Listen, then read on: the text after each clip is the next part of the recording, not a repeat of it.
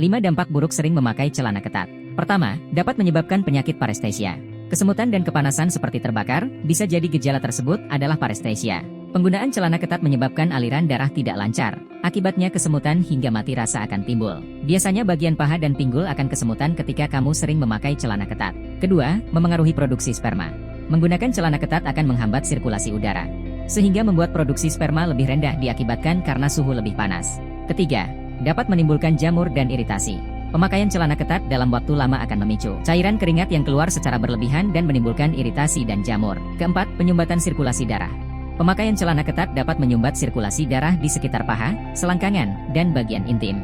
Pembuluh darah akan membeku, menimbulkan pembengkakan dan menyebabkan varises. Kelima, memicu infeksi saluran kemih. Tidak masuknya aliran udara dapat membantu pertumbuhan bakteri, sehingga memicu infeksi saluran kemih. Pemakaian dalam waktu yang lama akan membuat kandung kemih mengalami kelemahan atau bahkan membuat kandung kemih terlalu aktif.